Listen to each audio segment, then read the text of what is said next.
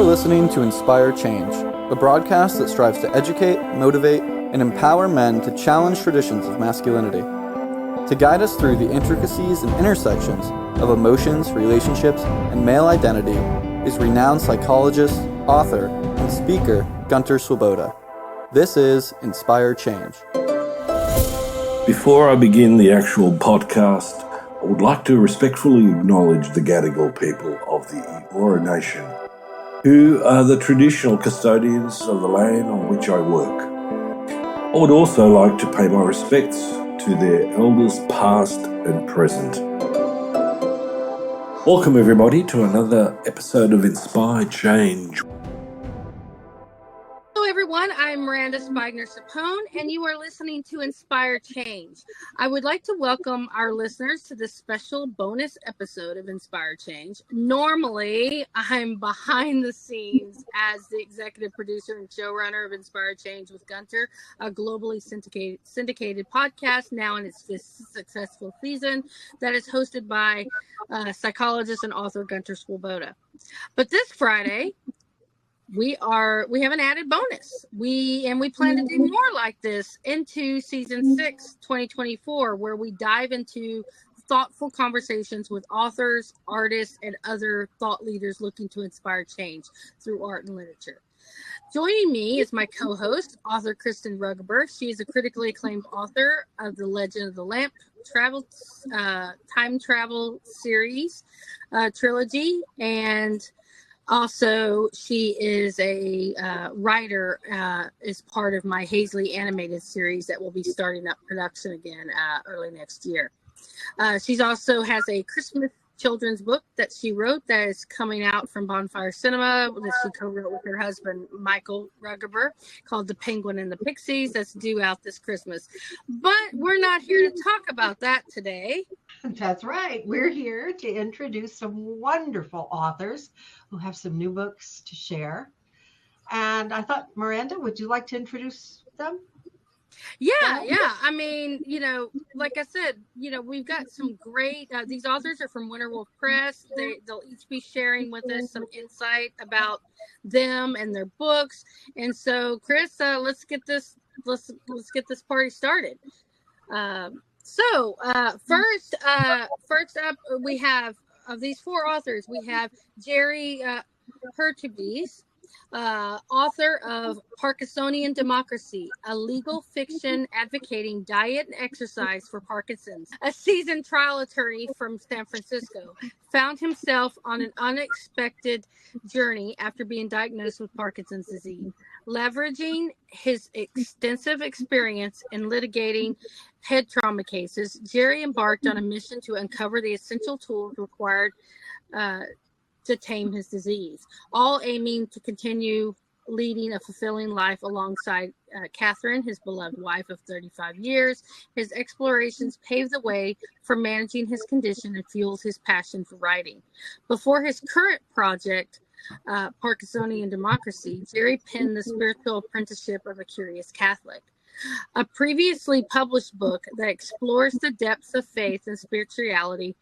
And Jerry's life works are an inspirational treatment to the resilience and adaptability in adversity. His remarkable journey continues to unfold, educating and inspiring others. Next, we have Christine Contini, whom I've actually had the pleasure of meeting a few years ago at Book Expo and BookCon.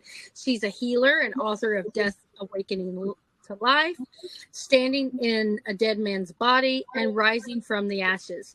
Christine Contini is on a mission to bring joy, empowerment, and knowledge to the world. Her goals are to awaken the sleepers and unveil the many miraculous advances in human evolution that we all can achieve. Through sharing her own experiences, she can illustrate what is possible and introduce slight adjustments to familiar concepts. Christine delights in inspiring people to recognize their own innate power and to learn to embrace themselves as enlightened human beings completely. We are all participating in this grand adventure together, and not only are we more effective when we work in groups, but it's more fun too, says Contini. Next up, we have Russ Thompson, that I have not met physically, but we have corresponded quite a bit on social media. Russ is an author of The Loop Breaker, A Beacon and the Darkness, and The Owls of Sedgemount.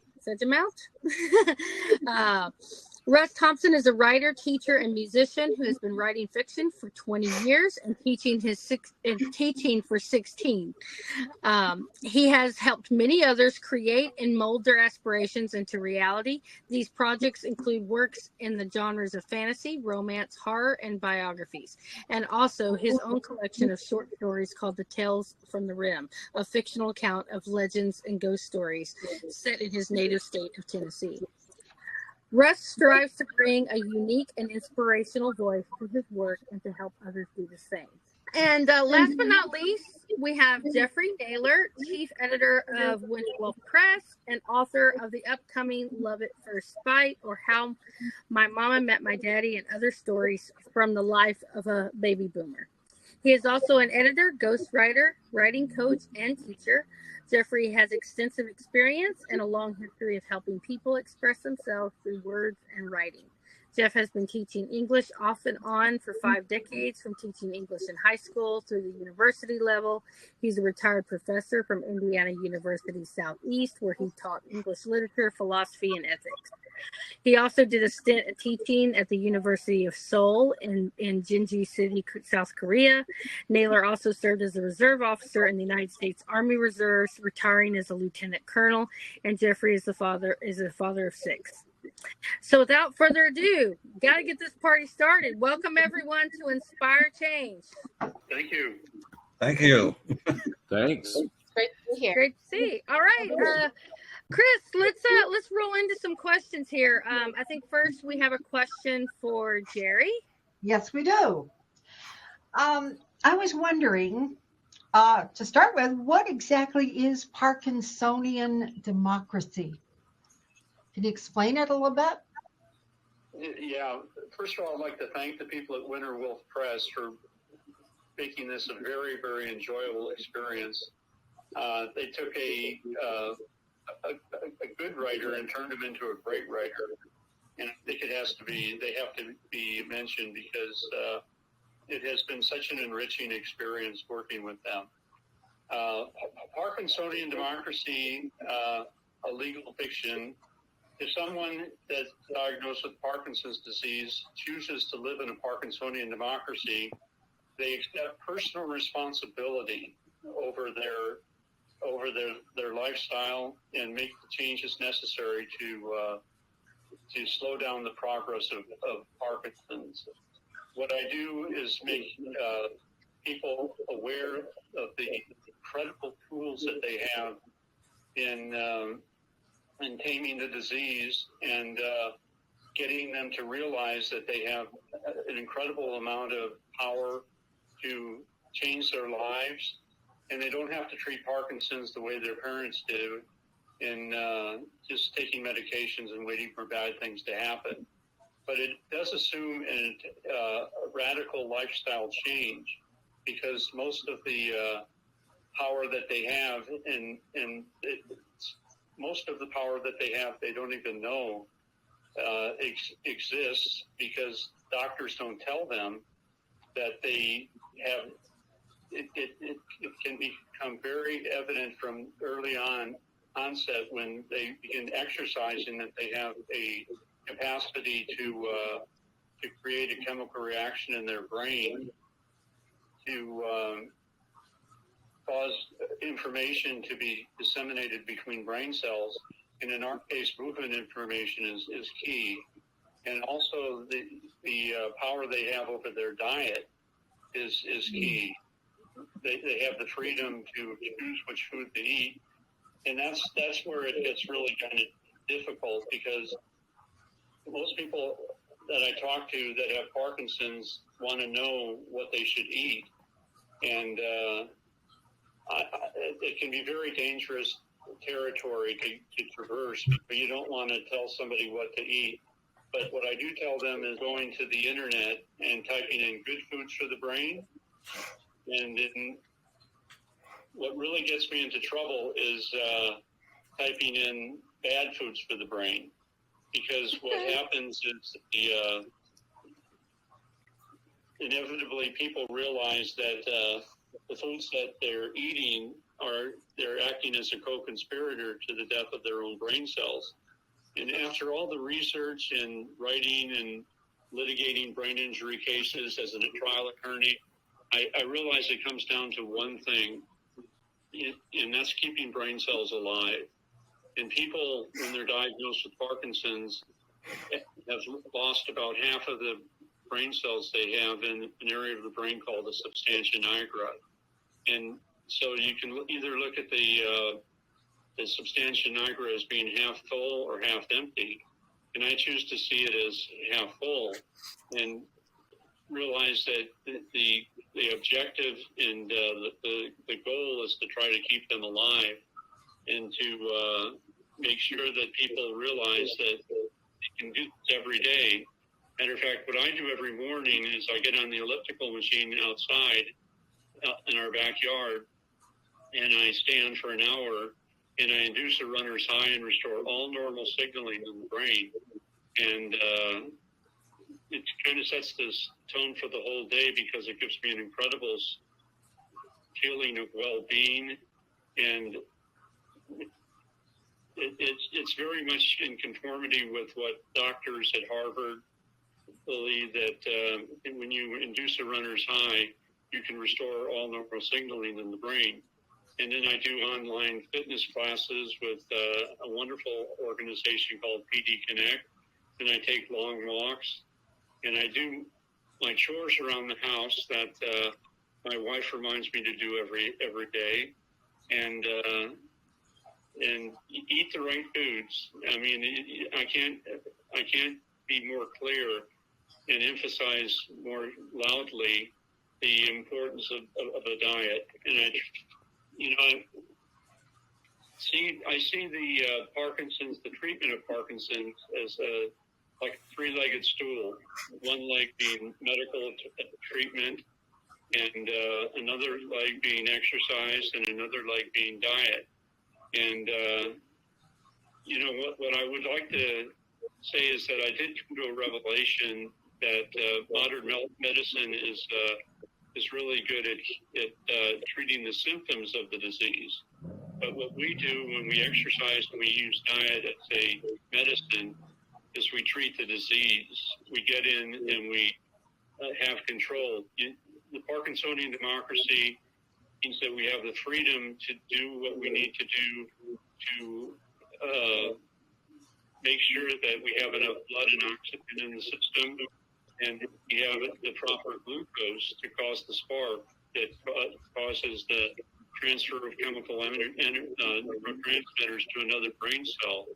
And that, in effect, is what the objective is. And by doing this, you can slow down the progress of the disease incredibly. I'm 10 years into it now, and I feel like I've really gotten to the place now where it's going at a snail's pace. How does your diet compare to, say, a keto diet? Are you basically, that seems to be another one that would seem like it would work for that? Well, everybody has to find their own diet, and you know what I've done is I've not gone into all the various diets other than going to the internet and doing research. My wife has been very instrumental in doing research into finding the proper foods that we have to eat to keep a healthy brain cell. And there's a wonderful book written by Dr. Robert Lustig called Metabolical. He's a doctor at UCSF. He basically says that sugar has a tremendous adverse effect on the mitochondria of the brain cell, and the mitochondria is like the part of the brain cell that is the power station. And I talk to people who are really glued into making sure that they know that they just can't get over their sweet tooth. And I hear, and I understand that, and I hear that. But people have to change this and first become personally responsible for whether or not they want good health or a fading health of treating the disease, like I mentioned before, like their parents, where they take medications and sit around and wait for bad things to happen. Are you in the same situation as Michael J. Fox? I mean, do you agree with him on the way he's handling his disease, or? Well, you know, again, everyone's Parkinson's is different. Right. You know, what I've come to realize is that there are foundations in America and the more traditional medical institutions that deal with Parkinson are more into research, and they're more research oriented in finding a cure. And I know it's kind of a bold statement, but you know, I'm just thinking good luck with that. I mean, especially in my lifetime, where you know I've essentially found the cure for me is to get up every morning and get on an elliptical machine and restore normal signaling in the brain by inducing that runner's high and eating the right foods. And diet and exercise are important, I think, with every disease. Oh, yeah, it is so important. You know, that a book like what you have, Jerry, is very. There's a lot of people that are experiencing that, and it is good that we bring up, like I said, people like Michael J. Fox. I'd like to kind of get more into that a little bit more, and you know, I think with each of you guys, I'd like to probably do a one-on-one as well. This is kind of like throwing everybody together in one room, like we're all sitting around. I wish we were all having a cup of coffee in the same place, because there's just so much material. I was like, oh my God, how are we going to do 4? But yeah, I definitely would like to have each one of you guys back. You know, but and we're probably going to expound a little bit on that question. I kind of want to like move on to the next question, and then like I said, feel free if anybody's got some, you know, feel free to jump into the conversation, you know, a lot, because it's fascinating, and the whole what you're doing is amazing with just, you know, treating, you know, instead of just the medication, you know, you're integrating wellness. You know, I just would like to mention before I forget we got a wonderful blurb or quote from Davis Finney, who's founded the Davis Finney Foundation for Parkinson's, and he's one that believes in exercise, and he was an Olympic bicyclist that had looked at my book and gave us a very good review that'll go on the cover.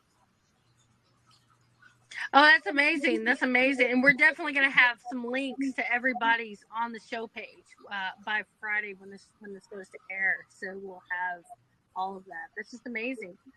So let's just move on to the next. And like I said, we're going to come back to you, Jerry. And like I said, feel free if anybody has an in between.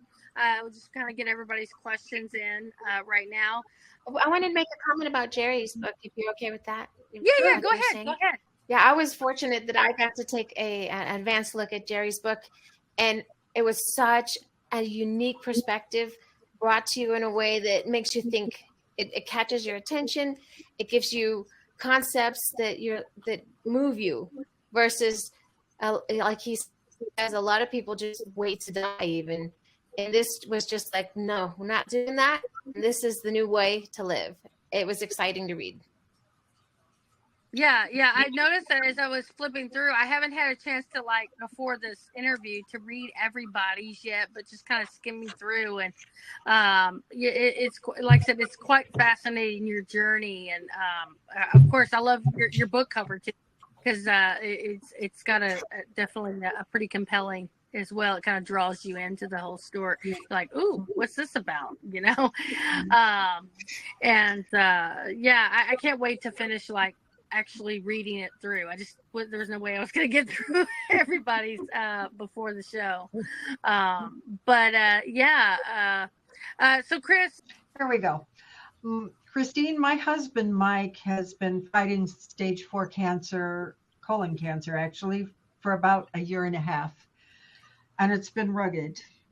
How would your book, or perhaps your classes, since I see you're doing classes for people, how would that help him in his fight to survive? What might he hope to learn from what you've written? That's a huge question, but that is exactly why the work that we're doing right now exists, is for people like that. One of our tests that we did with the information was somebody with liver cancer, and within 30 days, we removed it from their system. We do it based on quantum entanglement, frequencies, being able to hold a certain space inside of your body consistently. And what we would do through some of the information as to how he got to where he is. And we don't mean like diet and exercise. I know those are really important and they can be very helpful, but when you're trying to stop it on more of a spiritual level, on a frequency, vibrational, tissue level, without any interactions with food and diet, then we focus on the emotional. What is you are continuing to every day? How do we do to think and believe and to feel and to see other things? And it's a method where we take you between space and time, where you stand in a place where you are the creator, you recognize your creation, and you hold that creation. And when you hold it for so many days straight, the world acknowledges it. It's a different way of approaching the reality as we know it. And we're finding it to be very effective on things such as cancer cells in the body, long-term pain. My husband was also a Roman Catholic priest for 15 years before he left, and now he's an Episcopalian priest. And I'm wondering, when you went across the veil, did it change your views on your Catholicism? Do you think it influenced your NDE, or do you think your NDE influenced your Catholicism? That's an excellent question, because when growing up Catholic, being a strong, faithful Catholic, I had a lot of opinions and ideas that I followed. But the idea that we go through a tunnel, the idea that we're judged, all those things that we're told about death, I thought those were stories, because I thought, how can anyone know what death is like? How can you come back into anyone? Right. And I didn't have a connection to the idea that anyone could talk to us from the other side. So when I did have my near-death experience, and I did go through a tunnel, I was like, after the fact, I was like, oh, that's so interesting. I just thought that was a story. And I did land on a platform, at a space where somebody came and met me. And what was really different was there were no words. And there was a larger feeling of love than I even knew was possible. And you hear stuff like that in the Bible and in a church. You hear that, God's love is immense and bigger than you can know. And then to actually have that feeling, well, that gave me hope. And that gave me a connection to something beyond what I'd learned with with religion. And I had already actually stepped a bit back from my Catholic religion at the time, because life had just gotten so hard. And I thought, they must have got it wrong. There must be something wrong. And so my focus was on ending suffering. And to be at the end of my life, which is what I thought I was, and to have my suffering end, that was it. And I didn't want to cry. And when they pushed me back into my body, I was like, oh, okay, I get it. I know what's possible now, and do that in my daily life. I'm no longer going to focus on the suffering. I'm going to focus on that love. And that changed everything for me, to know that love was possible and that there was something between me and it. Whatever I was doing to myself or whatever was going on in this world, I had to figure out how to get beyond that in order to re-experience that deep, intense love that, again, it's amazing. It's something you want forever. And now my daily life is beyond just religion. It's knowing that I can be this feeling, I can be this connection, I can be this depth of emotion and love for every human being on this planet. And that's how my relationship with spirituality began, and my end of a doctrinated religion came. Mm-hmm. So you definitely feel that you are a conduit between here and the other side. You can talk to dead people. Well, you Which begin to sounds cool to understand, me, because so do I. yeah, but you begin to understand that right. And so you begin to understand that it's always been there, that Mm-hmm. connection was always there, but something was in the way of it. And that's when it goes back to what we have already spoken about with Jerry, which is once we're in fear, Mm-hmm. a lot of the parts of our body aren't functioning at their optimum level, including our brain, including our flow of energy. And when you get out of fear, and that's how I got out of fear, was again focusing on that deep love and that connection, and about how we're all one and we're all unified in this other space, and just being able to experience it here. And then you realize, oh, we already didn't know we were hearing what we were hearing. We just chalked it up to, oh, that's a coincidence that I thought about that right now. And it just goes on and on like that. That's wonderful. Okay, off to Russ. Both of your latest books are about changes in the main characters' lives, big changes. What strengths do these characters possess that enable them to cope with their situations? What do you think? Yeah, so with the loop breaker, the main character is Leanne, and at first she doesn't realize she has the strength to deal with the situation. So that's a big part of the story, is her realizing that she does have that strength, because she immediately has to deal with the fact that her mom has passed away, and that was the person that she was most attached to, most close to. And that's suddenly gone. And at the same time that that's happening, she's getting all these communications from basically spirits, because she has this ability that she's not yet aware of, that she can receive messages from them. And so she's having to deal with all these things at the same time. And at first she doesn't realize she has the strength. She's dealing with fear. And what she comes to realize is that this fear of not having the person she was most attached to, when she could put that aside, then she could really, truly help people the way she was meant to. And she also, of course, had to accept the fact that she had this gift to receive these messages from beyond and help these people. And she didn't quite know how to help them either.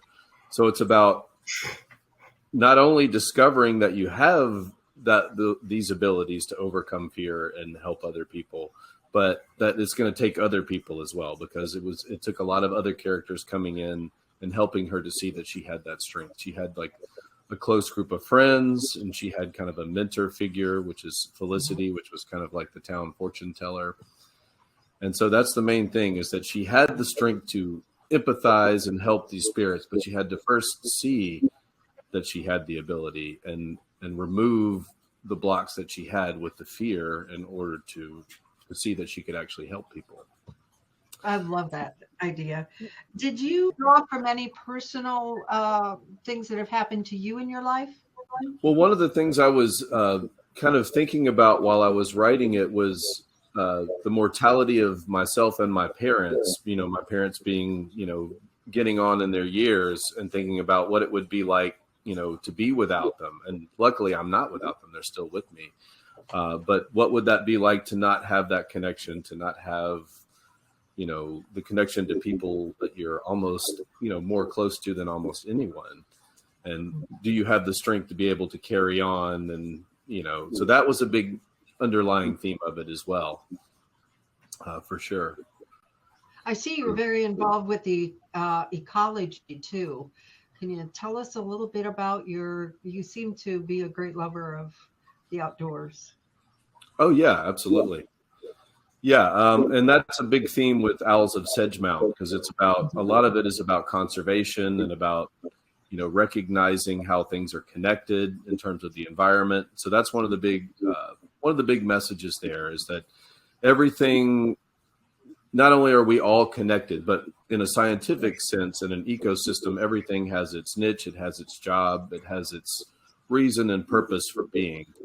And that was a big theme that went into that. And that's really important to me as an educator, as a science educator, as well as an author. And that was a big message from Owls of Sedgemount. is that we're all connected. Every living thing has its place in an ecosystem, and ecosystems are all important, all in their own way. And they have to be for that reason. It kind of plays into that, the whole 6 degrees of separation, if you think about it too. How we're, about being all connected. How everybody is somewhat, I'll do that all the time. I was like, you're the reason why we're 1 degree of separation now, Right. Yeah. And connectivity is so important, especially I think the books and the messages. I'm noticing a through line with all of you guys.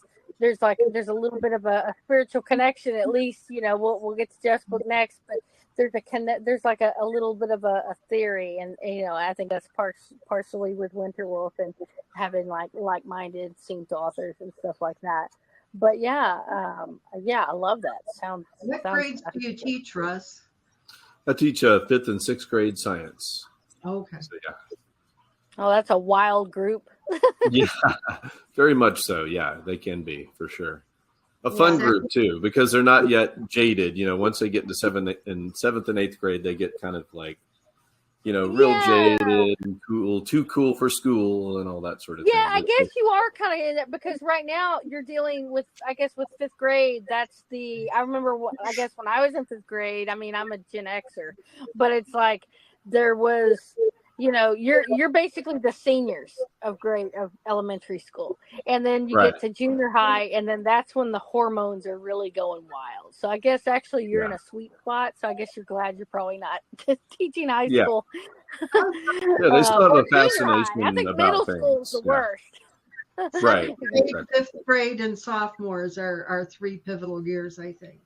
Yeah, absolutely. Yeah, I agree with you. Yeah. Mold those minds a bit. All right. That's fascinating. All right. Let's move on to Jeff. First question. Jeff, you seem to have lived everywhere. You've been involved in so many cultures. Which one did you feel really a symbiotic relationship with? What do you think? Which one did you really get into and feel at home in? Before I can even answer that, I have to speak to the fact that the reason that I have an affinity for other cultures is because of my upbringing. My father was a Baptist minister. He often spoke about cultures around the world and how we as Christians were missionaries and we needed to go everywhere there was to go. Well, I took that literally as a child. I determined that I was going to go everywhere one day. And when I grew up, we may not have seen eye to eye on our religious beliefs. I did have a desire to go and visit many different places.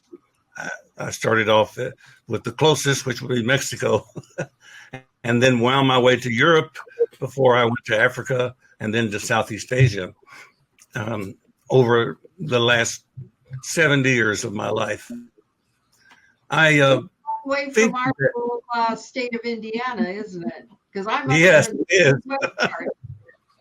I'd say that. Pardon? Where were you born in Indiana? Well, I was born in Orlando, Florida. Really? Yes, before there was a Mickey Mouse. Oh, but you ended up here in Indiana. Well, I live in Kentucky, but my last teaching post was at University of Indiana. But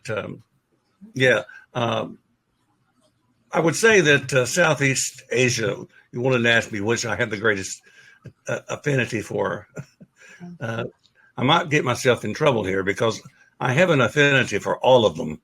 I have a real deep love for the many different cultures in this world, which have taught me a lot about the things that I have learned in my life. But I think Southeast Asia, I find the people, even though I taught at the University of Seoul in Korea, I find that the people of the Philippines are the most endearing. And I can say that with great veracity because I married one. after Yeah. And I better say that, right? That needs to be my correct answer. They are the best. Mine too. I agree. Yeah. Actually, the Filipino people are very loving. They're very sweet.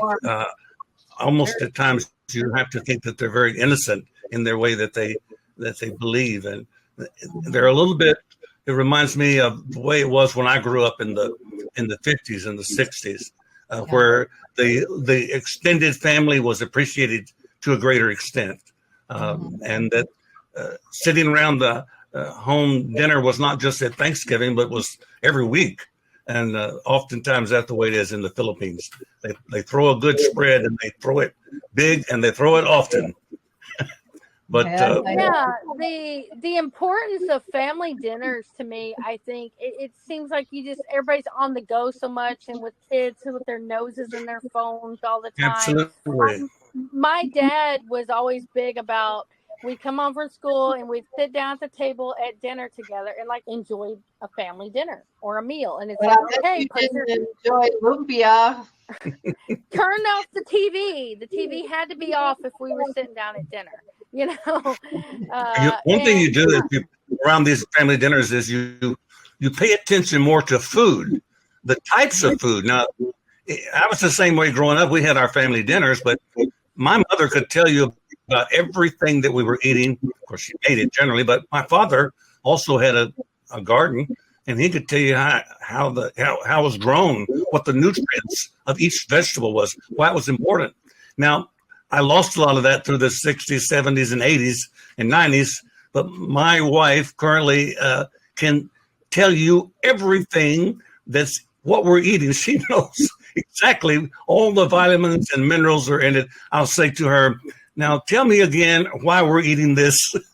And she'll go, oh, I can tell you exactly. It has vitamin this, this, and this, and how it was grown and everything. And because it was so important for them to be able to describe their foods.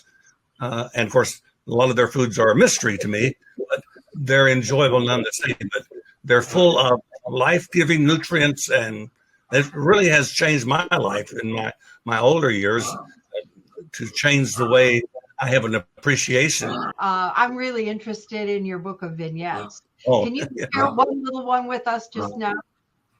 Just a short one. Can I what? Can you share one of your vignettes? Just a short one. Well, I will. The time that I thought my mother had burned alive inside the house when I was 4 years old, she would always make me breakfast in the morning, and she would sing her little songs while she was cooking the bacon and the eggs. But one morning, the eggs and the bacon, it seemed to explode in the skillet and caught fire a little bit.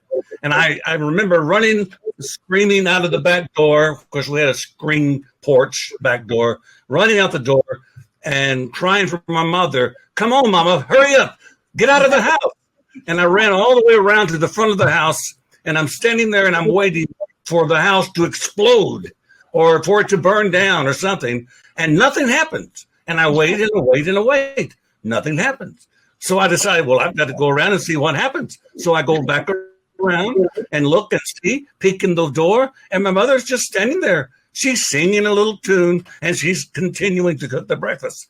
And I thought, what in the world's going on here? I thought you were dying, and you had me out there just waiting in sweat and tears. And she goes, oh, what's wrong with you? It was just a little skillet fire. So those are the kind of things that I talk about, is that memories are important. And that's what the main theme of my book is about, is memories. It's not so much of the stories per se, but it's the fact that we've got to have an appreciation for all the things that happen in our lives. And then we've got to keep a collection of them somehow, some way. If we can write our own little vignettes or our own little books, or keep them on recording. One of my sons, I have 4 sons. My 4th son, before my father passed away at 96, he sat down and recorded my father. As a Baptist minister, he had lots of stories to tell. And he said, please tell us your stories. And so he would record these stories that my father told. He was in his early 90s then, still a young man. But we have that precious gift on recording of his stories. And those are the memories of our family, but every family has their own memories. And I encourage everybody, and I hope in my book, I encourage people to find a way to bring together their family memories and to share it with their family members. You know, make their family members read it or whatever. Share them at Christmas time or Thanksgiving, whenever. But it's important. Yeah, that's the power of storytelling, the stories that we tell. And, earlier in this podcast, which deals more with like masculinity and inspiring change and psychology. But, it's all about stories. And that's how that also connects. Like I said, I love the through line of all the authors. That's why in a way I was like, let's just have everybody on it first and then we can divide individually, because it's a good way to give people an at a glance and then and look at it and encourage the books and get a feel, because everybody's got a story to tell. That's the power of writing a book, doing a personal podcast, whatever. I mean, you can, you don't have to be necessarily a big one. Who knows? It could end up being big. This podcast started out tiny and now we're in our 5th season. And so it's the stories. That's all about inspiring change. How can we inspire one another with each other's story? So thank you so much for sharing that, Jeff. Let's go back to Jerry. Since Parkinson's is a progressive and very debilitating disease, have your coping mechanism changed since you were first diagnosed? If so, how is that? How have you grown through this? How long ago were you diagnosed? And what changes have taken place in your life? Well, I actually was a trial attorney for most of my career, and ironically enough, litigating brain injury cases. So I had a head start on understanding the brain. And when I was 61, I was diagnosed with, I think I was diagnosed when I was 60, and about 10 years ago. Matter of fact, I just celebrated my 10-year anniversary. And when I was diagnosed, I think what happens is people experience what I call a Parkinson's panic.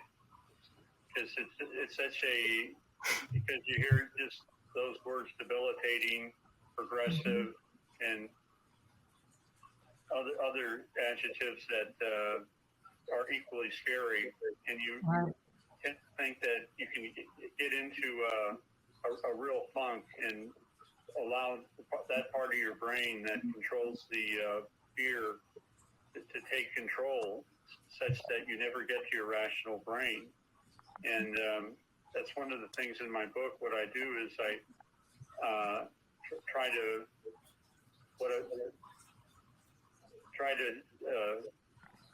get people to understand the obstacles that they will face, and the obstacles being fear, prejudice against exercise, and addiction.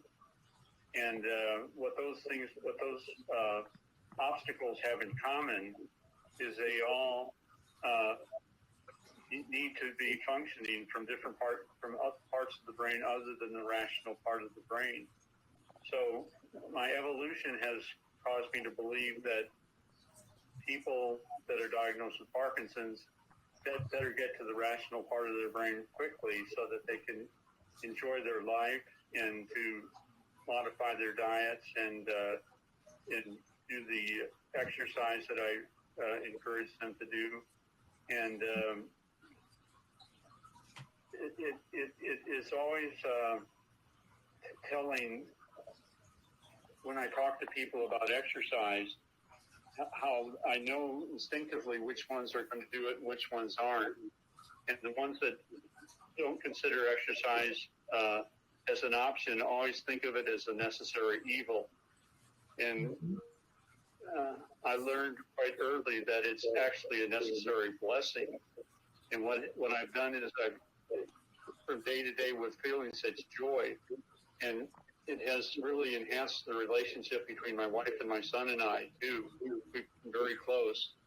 And one lucky strike extra, when you modify your diet and you exercise and do all these healthy things and get good night's sleeps because of the Parkinson's factor.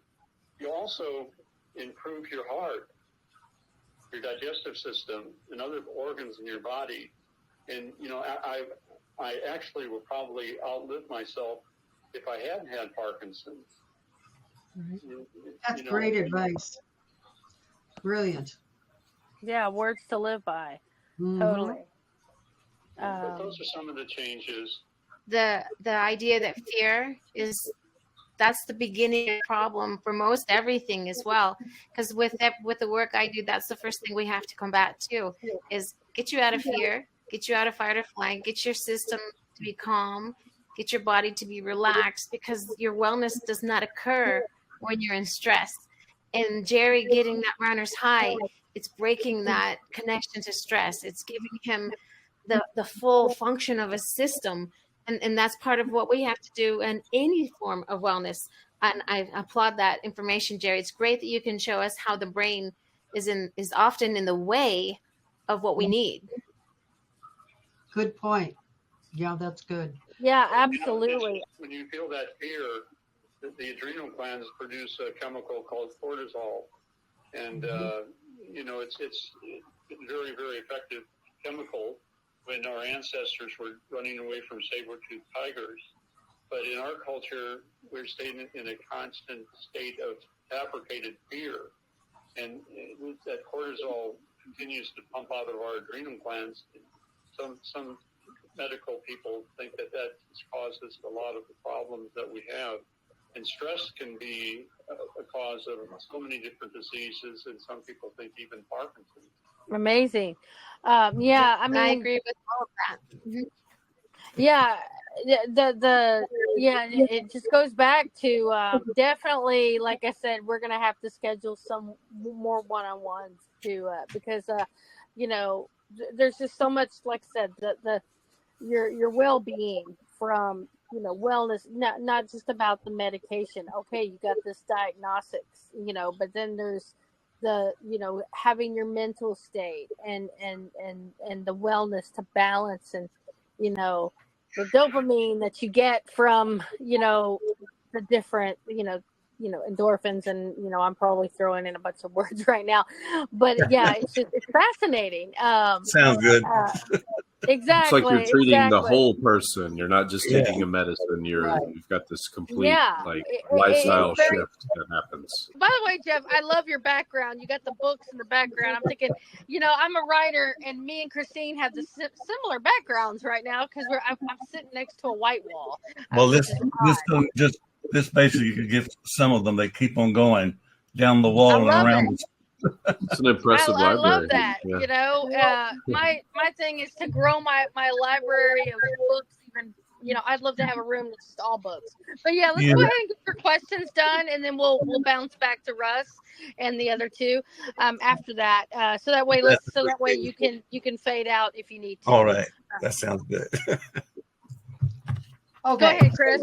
Take it away. History. What makes you tick, Jeff? As far as history goes, what's your field? Well, what most people don't realize is that a doctorate level in history has basically a major and a minor, just like in regular college. You have to have a major area, and then you have a minor area, so that you can, of course, have a more comprehensive view of history. So my major area was in ancient history. This is due lots to the fact that I grew up my father being a Baptist minister. My father is probably one of the most intelligent men I've ever known in my life, period. He was highly educated and talked about things that I never heard other people talk about until I was well into graduate school. So to me as a child. So I grew up with that, and a great love for ancient history, because, as you know, the Bible focuses a lot on ancient history. But I also have a Master of Divinity degree from the Southern Baptist Theological Seminary, which I focused also during that time on ancient Hebrew and Greek and Latin. Those languages taught me a love and appreciation for the literature of those peoples. So I had a great love, and I did a lot of archaeological work also in Israel and Egypt during my seminary years.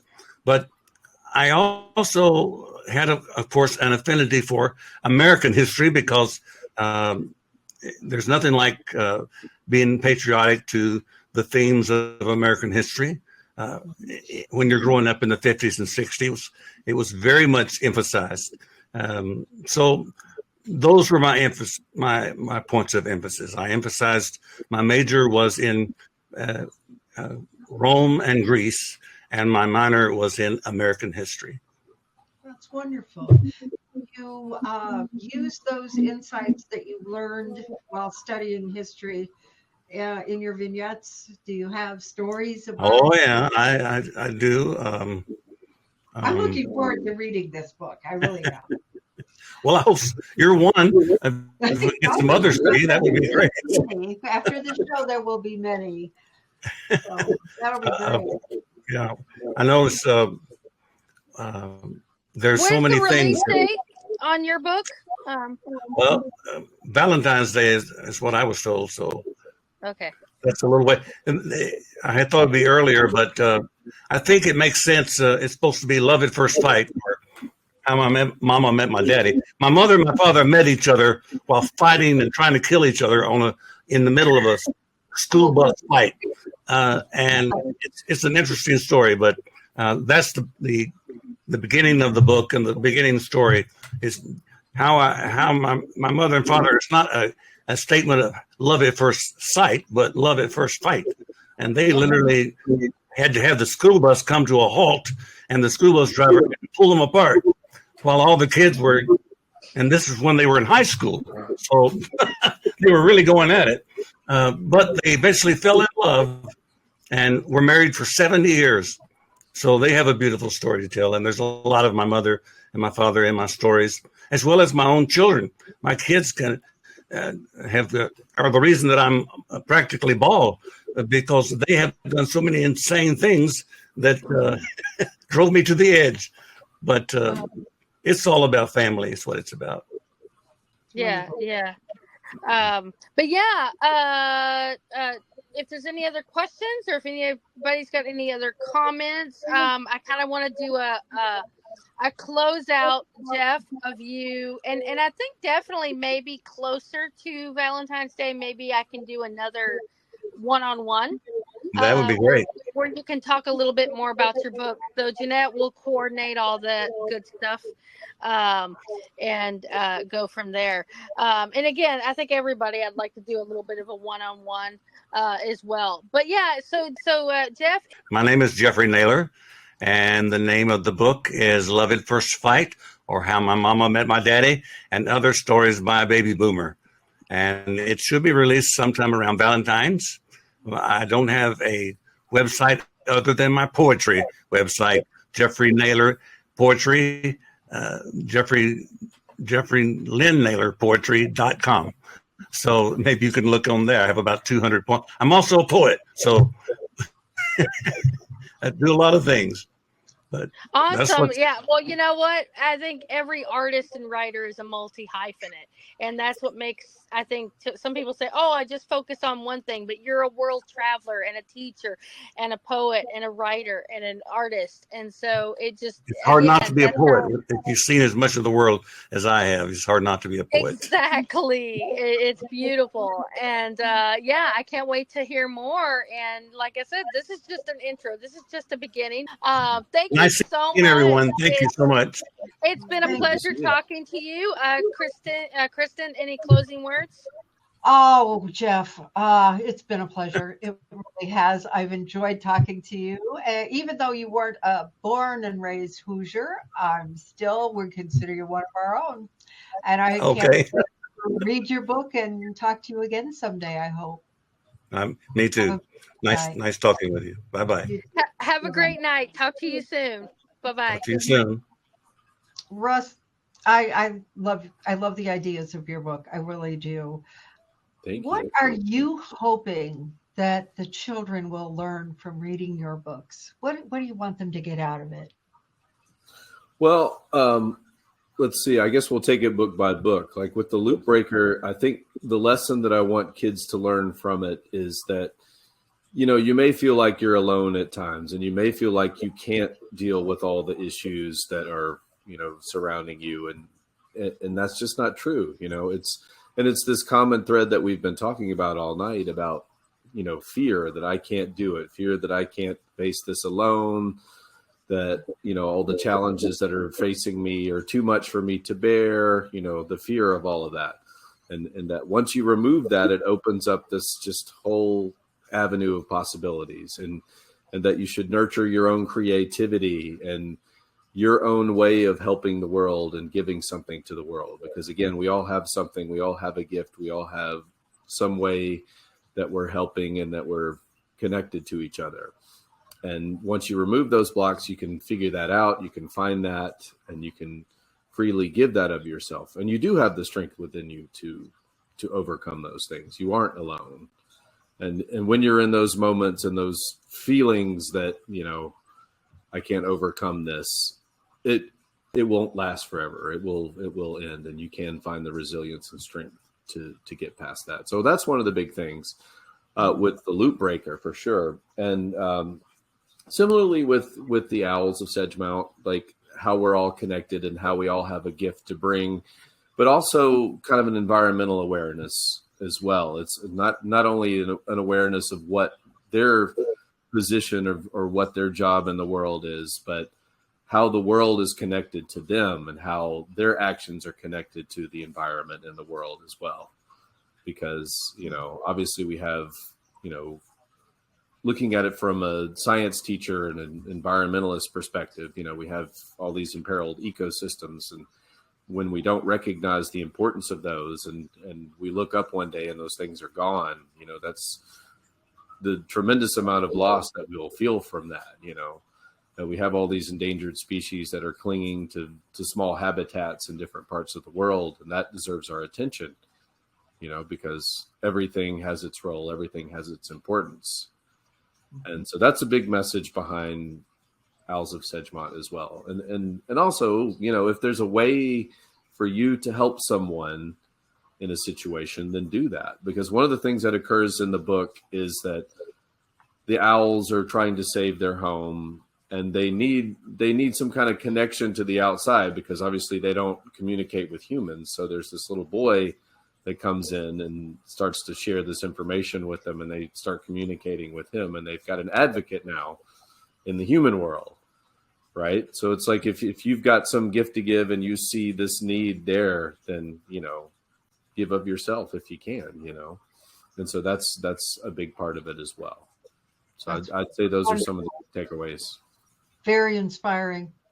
Really, that's great. I think we need more books like that. Are you planning on making any more? There's right now I'm editing the sequel to the Loop Breaker, which is called Secrets of the Falls. And in that, Leanne tries to kind of get away from her gift. Like she wants to be a normal person, so to speak. She doesn't want to have like messages from beyond and all these things, but she can't escape it.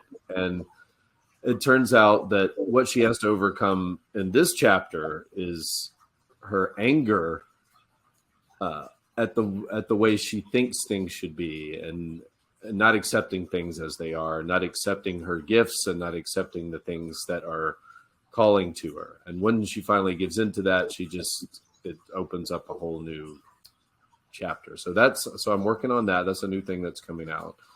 And also working on finishing a collection of short stories. And some of those definitely have some of those environmental themes. And some of those are a little more spooky, like horror stories and ghost stories and things like that. But those themes are definitely reoccurring and running through those stories as well. So, yeah. Well, at least it's going to be great. It sounds exactly. You mentioned, you had a great list of favorites on there, and I was like, oh no. Every now and then I'll go somewhere and I see a weird hallway and I'll go, this is like The Shining. Right. You know, Yeah. I'm like, I don't think I would want to see a remake of The Shining. I think one's enough. You know, it's classic. You know. Yeah. Right. Well, they But, had a movie out a couple of years ago that was like supposed to be kind of like the next chapter in The Shining, and it wasn't the same though. It's not this. It wasn't this. yeah. I mean, you know, Jack Nicholson and his mannerisms were just, you know, off the chain. Oh yeah. But anyway, yeah, it sounds great. Really looking forward to diving into it more. So let's jump back over to Jerry. What specific aspects of your I noticed you're Catholic too. That was definitely kind of a running thing tonight. But of your Catholic spirituality, have you brought have brought you strength and hope?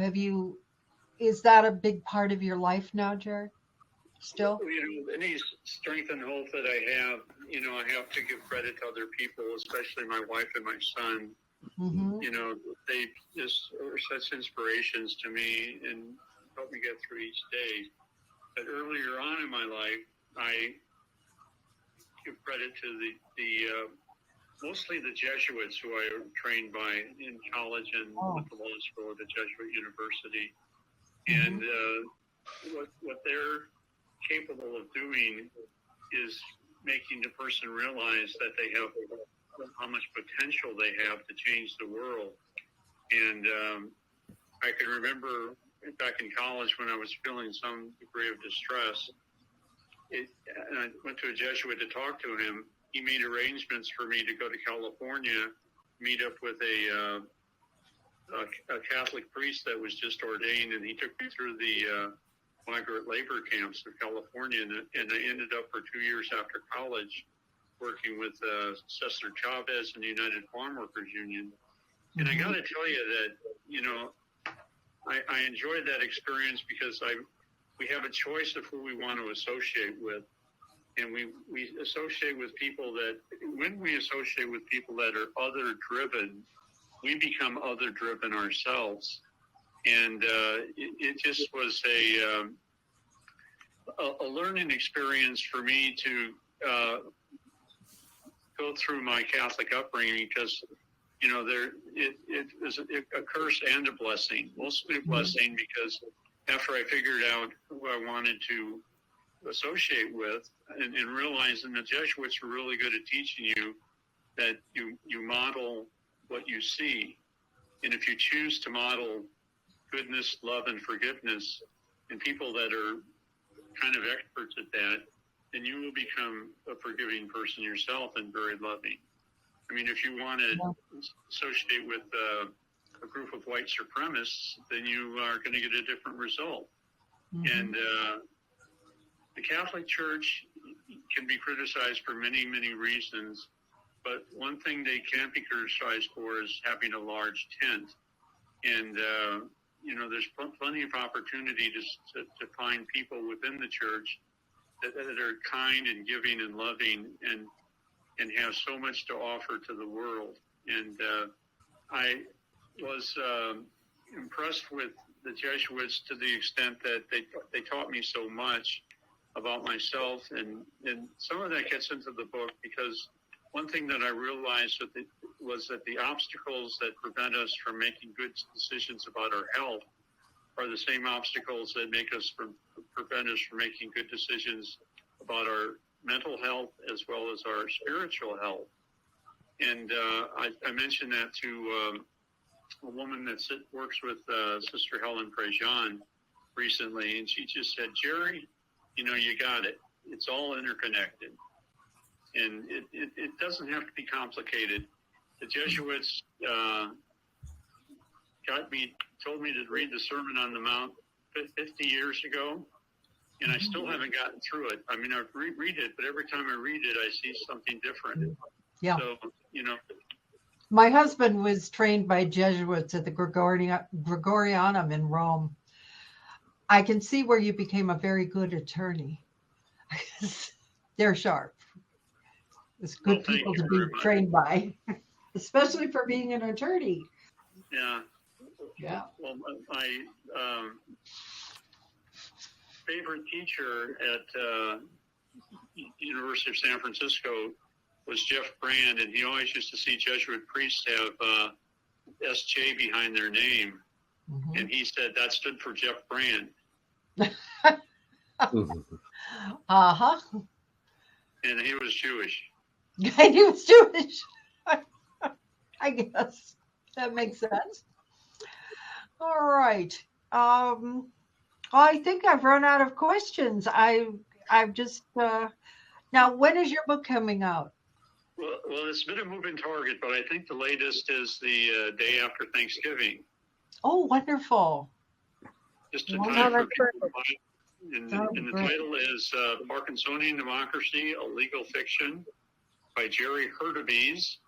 And if you want to remember how to pronounce my last name, it's not a herd of cattle, but a herd of bees. Hurtubise. Herd of bees. Sounds great. And again, I can't, I got to tell you, this has been such a wonderful event because I feel such comfort associating with people that are on this call. And I told you about my time with the United Farm Workers Union, and it was this very similar reaction to associate with people that are other-driven. And I can tell that you're also other-driven, that you give me hope, and I can tell you each how you can make the world a better place by having you do one thing. Okay. What's that? Look in the mirror. Mm-hmm. Yeah, that's self-love and care is so important for anything. And so definitely, it has been a pleasure of having, as writers, just having everybody on and just share stories and to share what you've gone through, because things that you talk about in your book, it may help. It's going to help definitely for sure other people who are experiencing Parkinson's or whatnot, or so forth and things like that. But then someone that's going through, whether it be cancer or MS, or anything that's debilitating, it can, you're not alone. There's Just like you were saying camaraderie. earlier, Russ, you're not alone. When there's people who are battling addiction issues. It makes me think about the recent deaths happen all the time, but then I think the one that really hit hard, and maybe because I'm a Gen Xer, but it was like the death of Matthew Perry, and listening to his audiobook and his story as he's narrating it.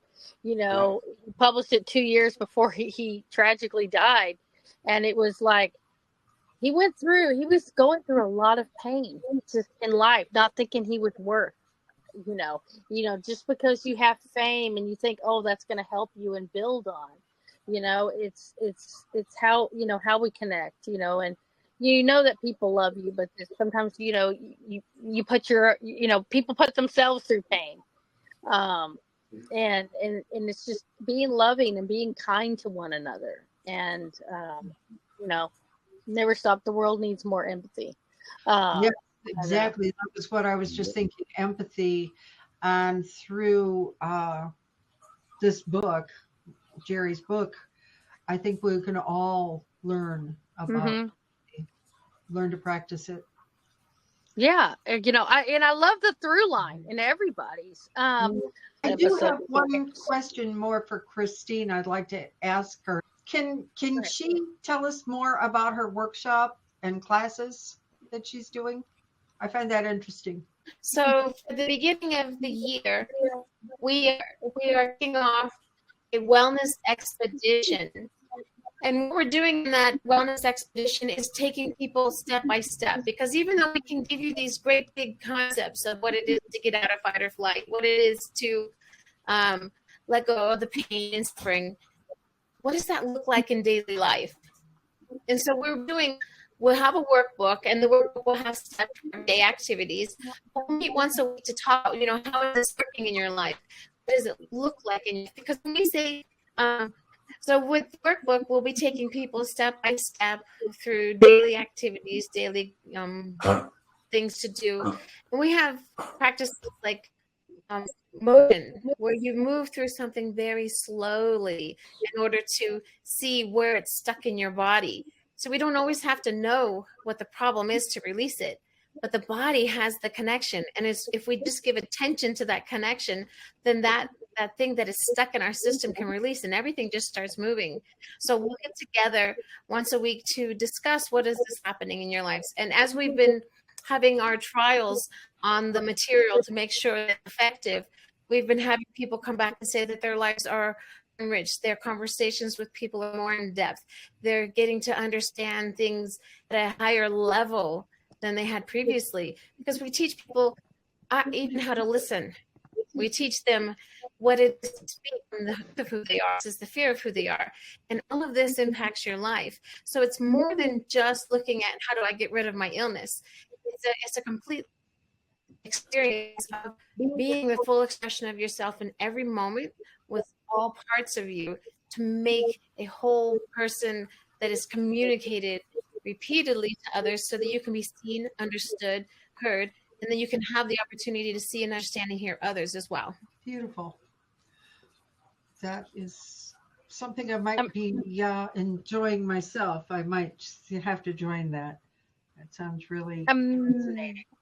Amazing. And like I said, we'll get everybody connected. I think I have emails on everybody. I know, Russ, we're connected on socials, but I'd like to send like an email to everybody just so we have everybody connected, and so we can kind of intermingle and how we can help each other, get your books promoted also, because this is really good. There's really some good stuff here. I definitely I feel like I got a lot more reading to do, as if I don't already, plus my own writing. But yeah, it's fantastic. This has been a great discussion. So but Christine, can you state your name, and then name your books, and then the release dates on all of those, and of course, if they're already on the market, go ahead and give us a little bit about you and your books real quick. My name is Christine Contini. I have 3 books currently published. I have Death Awakening into Life and 2 other short stories. They can all be found on Amazon. They can be found on Winterwolf Press. I have a 3rd book for the series of the short stories that will be released in March of next year. I have a workbook in the beginning of the year. We don't have the release date on it yet, but we want to get it in probably the first week of the year. That way people can start the year off right. Oh, it's been fantastic. I'm looking forward to reading.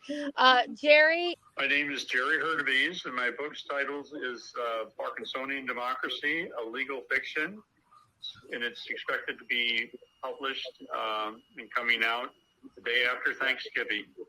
And it is an attempt to put Parkinson's on trial in the federal court of public opinion.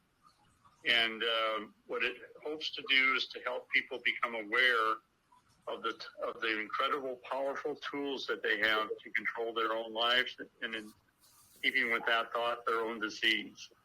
And it is an honor working with Winterwolf Press that has been so gracious in accepting the manuscript, and I really enjoy working with them.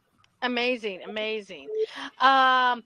And Russ. Yeah, my name is Russ Thompson, and I have 3 books that are out. The first one is Tales from the Rim, which was a collection of short stories that I put out independently, which was about a lot of ghost stories and myths, some of which are real, but they were fleshed out in terms of like narratives and short stories.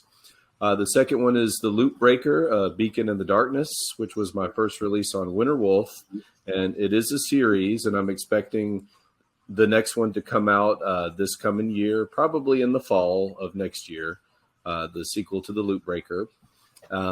And then I also have a children's book called The Owls of Sedgemount that came out last year, and that will probably have a sequel as well, but no release date on that. And I also have another collection of short stories that I hope to put out next year as well. And I'm hoping to collaborate with some local artists again, like I did with Tales from the Rim, where basically I assign a story to an artist and they interpret it their own way, and then I make that as a companion piece to the stories. So that's what I've got coming up. Thank you, Russ. Thank you very much. And next, I would like a final roundup from everybody, starting with you, Jerry, on what Inspire Change means to you, because our show is called Inspire Change. So what does inspiring change mean to you, in your own words? Well, I think just getting up every morning and seeing the sunshine and the beautiful days and the roses that bloom in our garden inspire changes in my life, because it keeps me going. And that's 2 sentences. Great answer.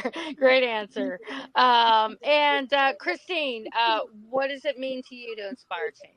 Inspire change is to show others that they're valued, to help them see who they are, and to bring that out to the world, because each of us has a unique piece of this amazing puzzle, and we put them all together and we work as a group, and the world is just on fire. It is just phenomenal. And so bringing that out of people, helping them realize they are the creators of the reality, that's inspiration for change to me. Perfect. Beautiful answer. There's no really wrong answer in that. And Russ, what does it mean to you to inspire change? And what do you? Yeah, I agree a lot with what Christine was saying. Basically, help people to find what it is they're passionate about, what it is that they have a gift to give, because everybody has some kind of gift to give, some kind of skill or something to offer others. And once you discover what that is, go with it wholeheartedly and don't allow fear to get in your way or limitations. Take it as far as you can take it. Wonderful. All right. Well, that about wraps up Inspire Change. I can't wait to have some one-on-one time with everybody. And once we've all read more of the books, and definitely engaging more, online and socially, maybe we can do an Instagram live. I can put your things on my Facebook too. If you look me up on Facebook, I'll be more than happy to plug your books anytime. Yeah, fantastic. Thank you, Miranda. Thanks for having us. Yeah, anytime. Looking forward to more. Then nice to see you, Jeanette and Laura. Have a great rest of your evening. Thank you. Good night. Bye-bye. Bye. Bye-bye. Bye-bye.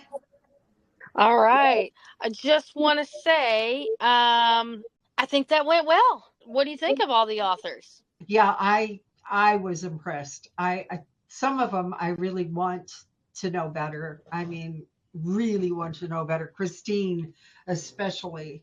And Russ, I really, really got a charge out of Russ. I mean, writing kids' stories, that's dear to my heart. So, yeah, I liked him a lot.